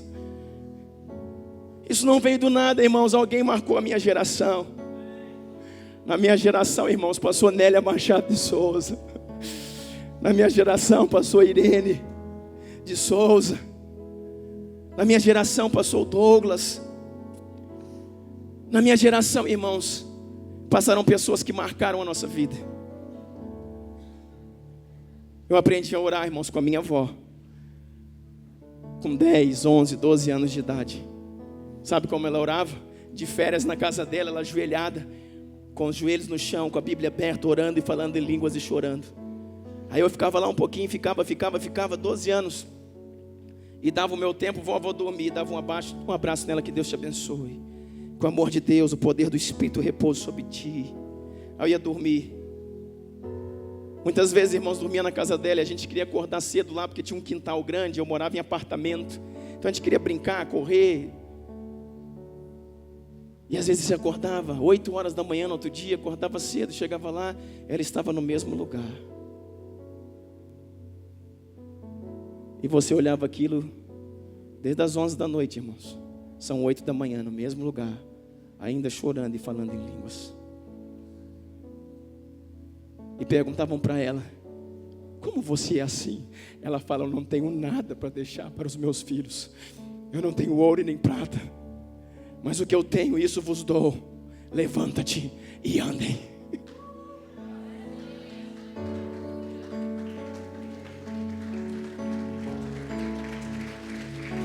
Levantem-se como uma geração apostólica e profética e marquem uma geração.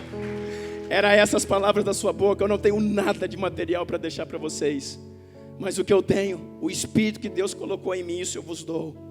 Sabe para que eu oro tanto? Para proteger uma geração, para que aquilo que Deus depositou em mim não fique perdido, para que vocês carregam e fluam numa porção dobrada. Eu não vou perder meus filhos não, irmão. E não é um sentimento de família, não é um sentimento só, é um sentimento de igreja. Não é um sentimento só pela minha casa, porque a minha casa, meus filhinhos amados, eu amo tanto eles. Não, irmãos, é um amor pela minha nação. É um amor pela igreja de Jesus na terra. Nós não podemos perder essa geração. Não é por amor aos seus filhos, é por amor à terra. É por amor ao planeta. É por amor às nações, porque primeiro nós vamos restaurar o Brasil. Viu, Guilherme? Nós vamos restaurar o Brasil. E depois dessa nação, a Bíblia diz, não é a Bíblia que diz, irmão, os profetas que dizem, que o Brasil se tornará a Antioquia desse tempo. E dessa nação fluirão apóstolos e profetas que tocarão as nações da terra. Isso está sobre nós. E quem vai lá? O seu filho. Por isso que quando o seu filho que você preparou, sonhei tanto que ele fosse um engenheiro, um médico, ele chegar para você e falar: você é missionário na África, Não tire isso da cabeça dele, não. Não tire, não. Foi o que você plantou, você está colhendo. Quando seu filho falar, eu vou para isso, eu vou para aquele lugar, eu vou plantar igrejas, pai. E você diz, amém, filho. Que o Senhor te abençoe. Porque esse é o propósito maior de que nós estamos aqui. Para terminar, abra a sua Bíblia aqui num texto. Nós vamos só fechar isso aqui. Apocalipse capítulo 20 diz assim. Deus vai conferir os seus livros, irmãos. O que, pastor? Isso, livros. Apocalipse capítulo 20 verso 12 diz assim.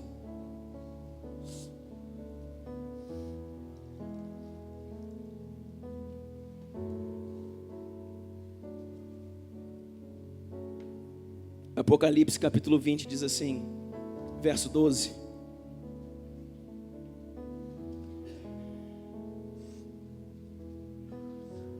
Vi também os mortos.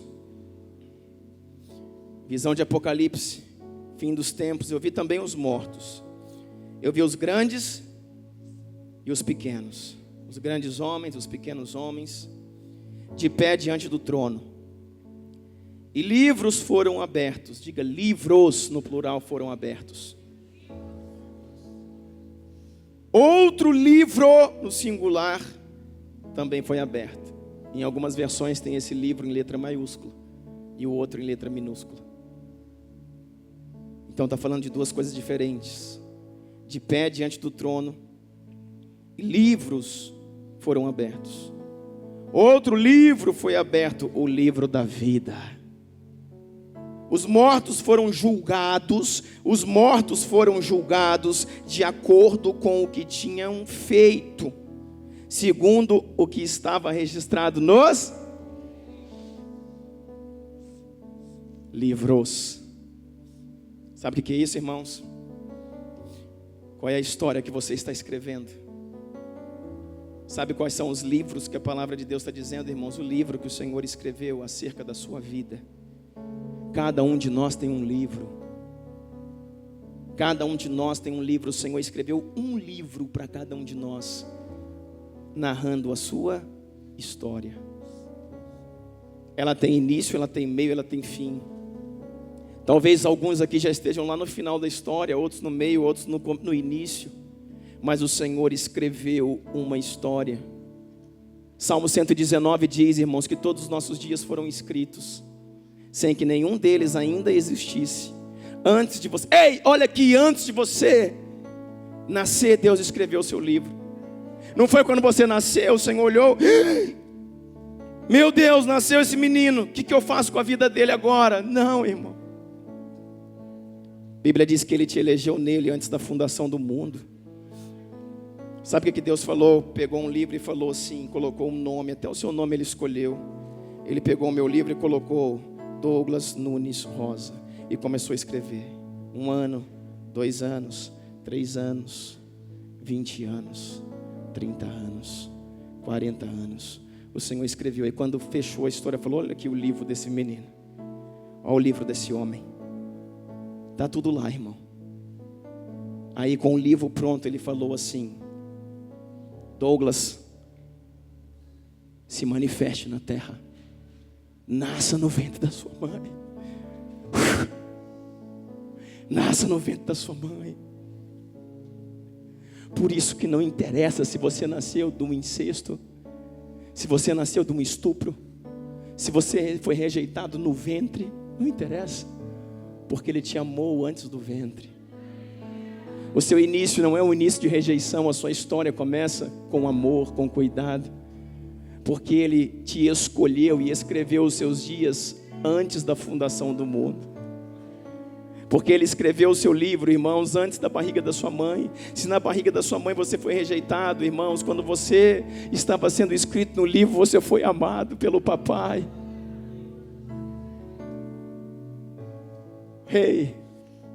Quando o livro estava pronto, ele olhou para esse livro e falou assim, olha só que livro, olha que história, uau, olha que história, olha aqui onde ele vai fazer faculdade, olha aqui onde ele vai viver, olha com quantos anos seus pais vão falecer, olha com quantos anos ele vai casar, olha o Heitor, a Helena, Deixa eu ver se tem mais um aqui.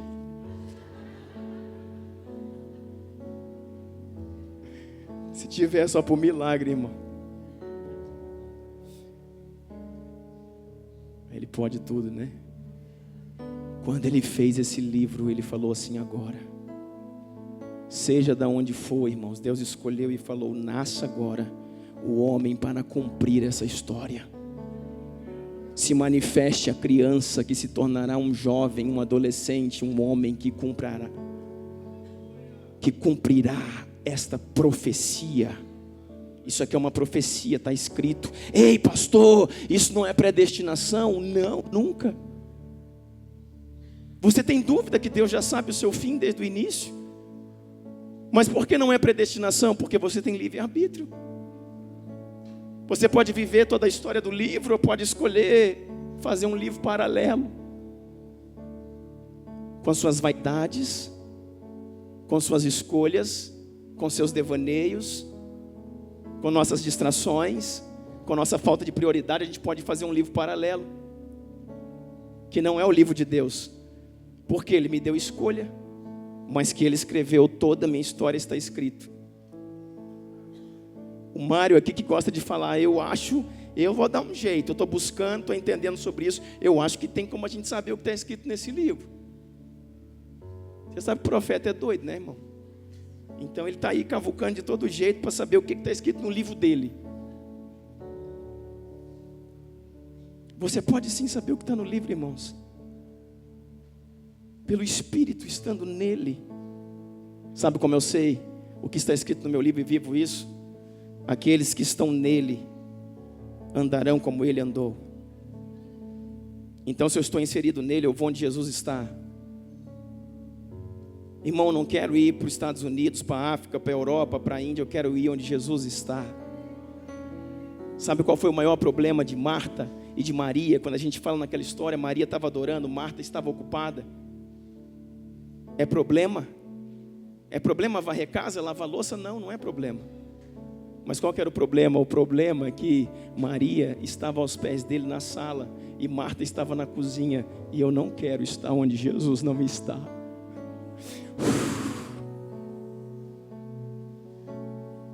Esse é o problema. Esse é o problema.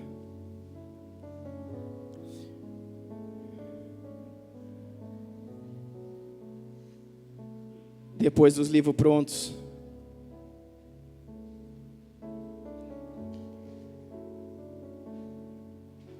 o Senhor julgará tanto os grandes quanto pequenos. Está escrito? E você chegou lá, tem um livro maior, que é o livro da vida. Está aqui o livro da vida, é o livro maior. No livro da vida, irmãos, está só o nome dos salvos, não tem sua história. Sua história está nos livros que cada um tem. Mas no grande livro da vida, que estava fechado com 7 selos, que só o Cordeiro podia abrir, desatar os selos e abrir o livro, está o nome de todos os salvos. Como é que você vai saber se seu nome está lá ou não? Esses livros, escuta o que eu vou falar para você. Esses livros que o Senhor está comparando está no céu. Então no céu tem o grande livro, o livro da vida, e tem os livros de cada um de nós. Mas quando eu subir para prestar conta, irmãos, eu vou levar um terceiro livro, que é o livro que eu escrevi. E quando o Senhor comparar os livros, aquilo que Ele escreveu com aquilo que você escreveu, Ele vai chegar ao finalmente, se seu nome está ou não no grande livro. Uau! Quando Ele comparar o livro que você trouxe da sua vida na terra com o livro que Ele havia escrito para você, e dizer: confere, viveu uma missão, viveu um propósito, cumpriu o meu mandato, confirma o nome no livro.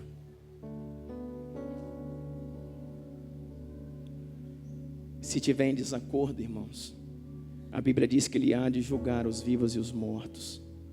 Você, pastor, que está aqui nessa manhã, você está escrevendo uma história paralela? Ou você está vivendo a sua história? A história que Deus escreveu. E na história que Deus escreveu para mim, Quando Ele está feliz, eu sou forte. Quando a minha família chora, a minha esposa chora, acontece muito. Família de pastor sofre, irmão. Quando a minha esposa chora pela minha ausência, quando meus filhos choram pela minha ausência, e muito maior do que a de vocês estão chorando, aquilo corta o meu coração e eu começo a me constranger. E às vezes eu olho para Jesus e Jesus faz: tamo junto. E aí eu fico feliz? Não, eu continuo triste. Mas eu continuo triste e forte. Porque nada pode me derrubar. Ninguém vai me parar, irmão. Não é os falatórios, as críticas, as acusações. Ninguém vai me tirar daquilo que Deus me deu.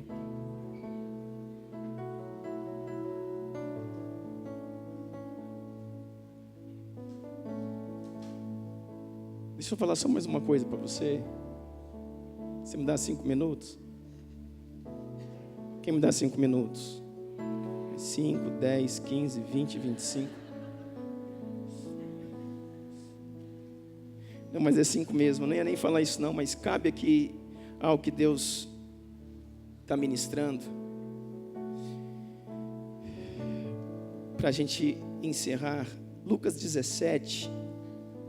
Abre para mim. Verso 24.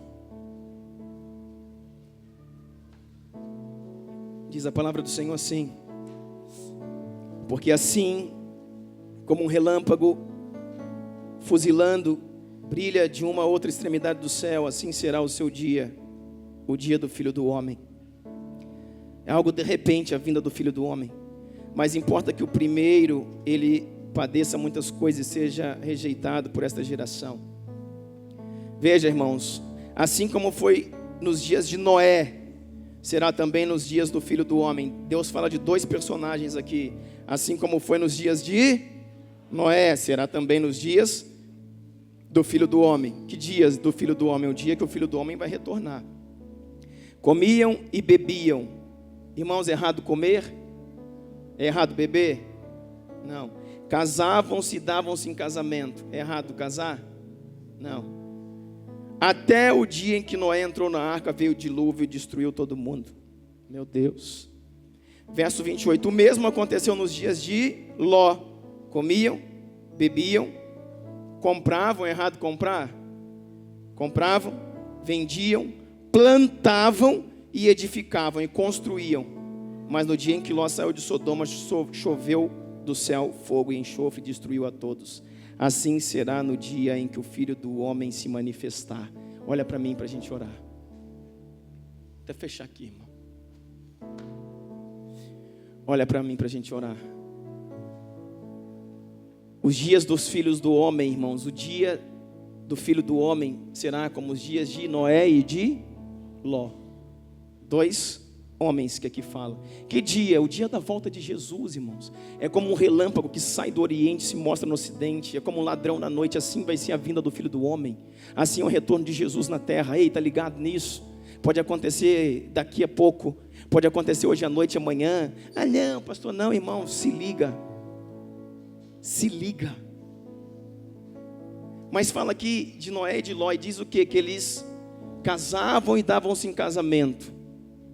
Diz que eles compravam e vendiam, comércio, compra e venda, trabalho, construíam projetos pessoais, casavam, projetos pessoais, constituíam família, casavam, davam-se em casamento, comiam, bebiam, festas, tudo normal, irmãos.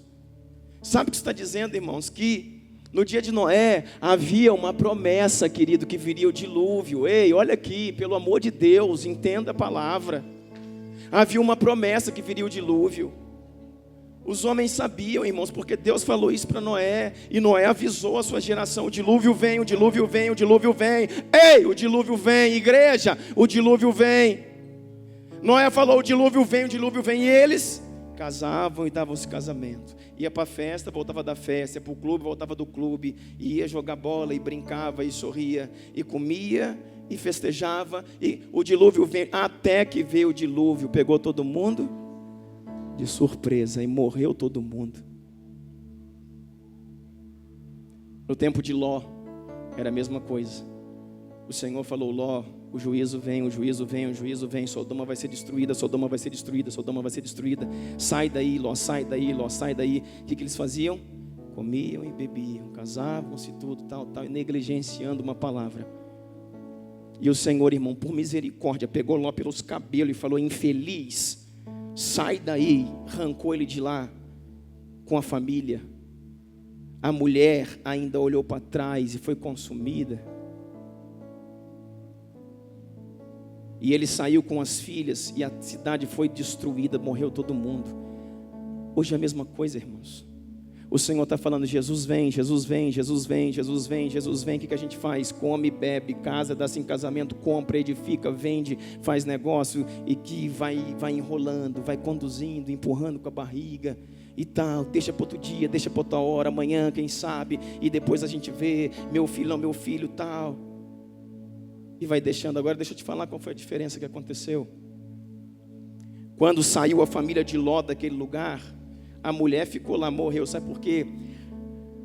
A Bíblia vai falar, irmãos, que Ló era um homem justo. A Bíblia vai falar lá no Novo Testamento que Ló, ele se angustiava pela posição da sua família e orava pela família. Ele orava. Mas deixa eu falar para você, é um momento, irmãos, que só oração não resolve.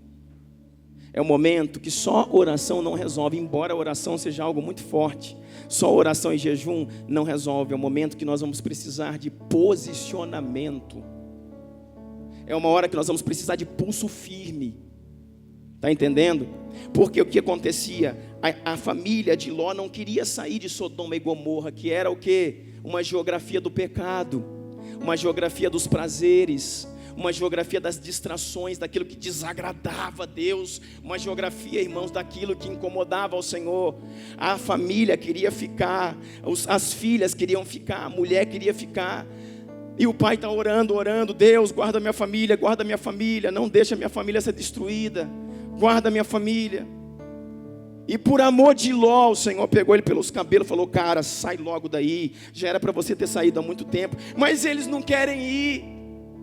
Minha mulher não quer ir, minhas filhas não querem ir. E o Senhor: quem é que manda nessa casa? Quem é o sacerdote desse lugar? Quem é que governa esse lar? Quem que faz o que tem que fazer aí? Não é questão de querer, é questão de se posicionar ao meu lado e contra o pecado, contra as distrações, contra o engano, contra o erro. E o Senhor, por amor de Ló, pelas orações de Ló que subiam a Deus, o Senhor arranca Ló de lá. A mulher, irmãos, está tão apaixonada. A cidade está sendo destruída. A cidade está sendo consumida por fogo e enxofre. Está caindo fogo do céu.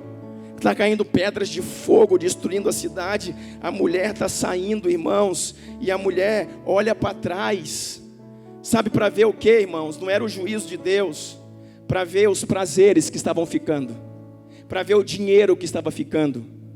Para ver os bens, para ver a luxúria da cidade que estava ficando. Ela está dizendo: eu estou fugindo daqui, para onde que eu vou? O que eu vou fazer agora? Minhas amigas estão lá, minhas festas, os meus recursos, os meus bens. E quando ela olha, porque a cosmovisão que ela tinha era a cosmovisão de Sodoma. Eita Deus, obrigado por me dar esse texto agora, Jesus. Era a cosmovisão de Sodoma. E quando ela olha, ela é consumida por Deus, porque Deus deu para ela uma chance por causa do marido, não é por causa dela. Creia no Senhor, seja salvo tu e a tua casa. Deus deu uma chance para ela por causa do marido, porque ela tinha que morrer lá mesmo. Mas quando ela está indo, irmãos, ela não reconhece o marido como sacerdote. Ela não ama os filhos, ela ama os prazeres. Ela acostumou a embriagar os nazireus com vinho e a calar a voz dos profetas. Então ela vira, e quando ela vira, morre ali. Perdeu a esposa.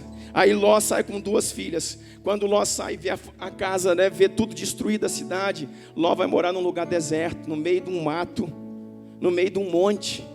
Não tem nada lá, só ele e as 2 filhas, numa terra deserta. Sabe o que Deus queria? Que eles voltassem à intimidade, que eles voltassem à oração, que no monte eles sacrificassem, que eles se tornassem a Deus. Sabe o que as filhas fazem?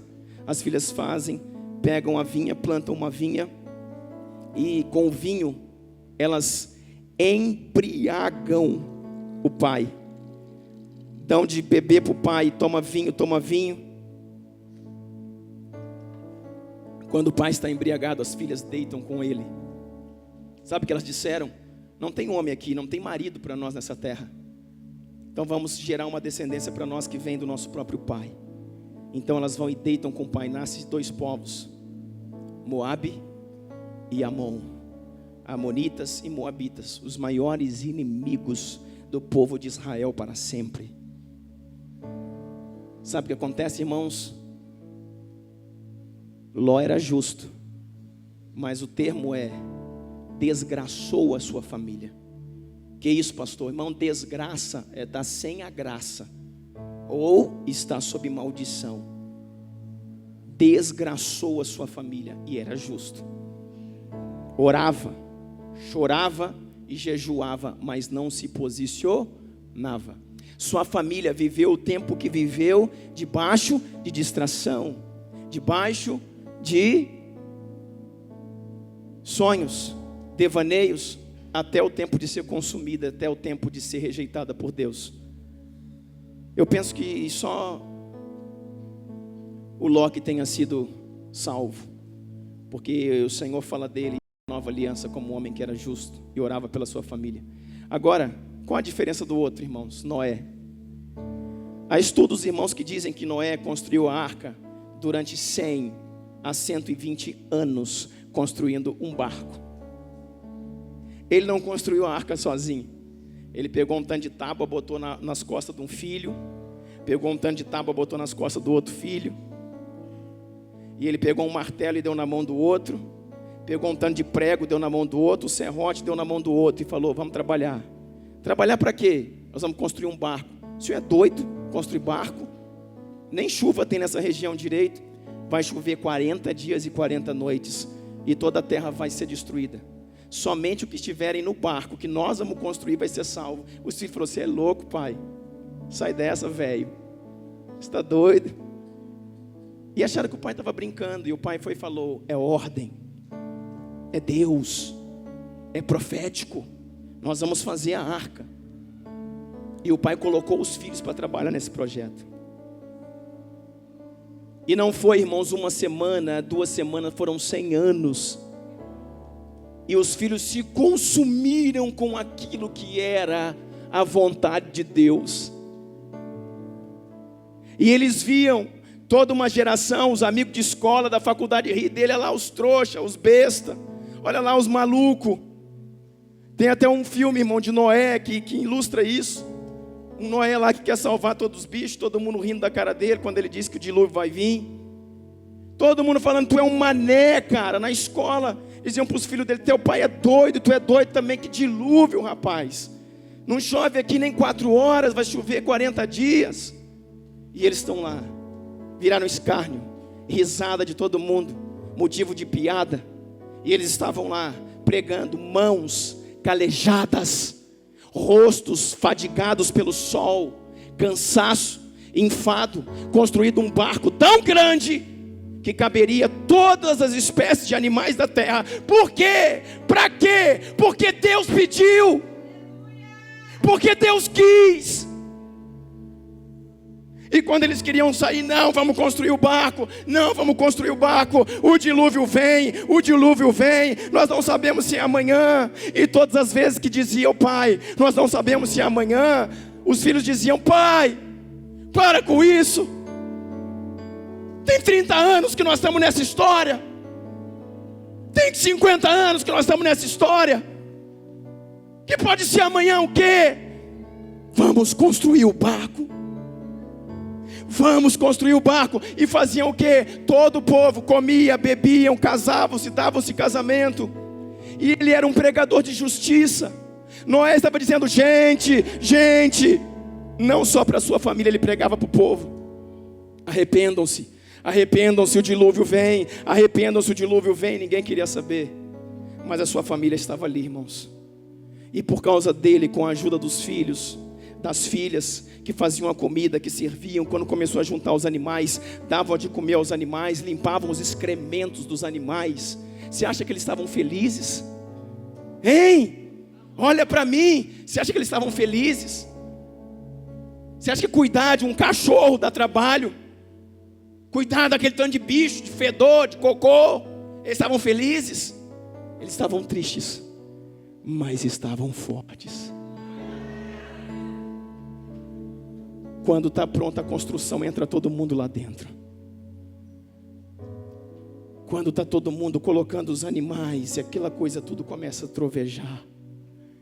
E Noé falou: eu sabia que o Senhor viria. E Deus falou: é lógico que eu viria, eu só estava esperando você acabar o trabalho.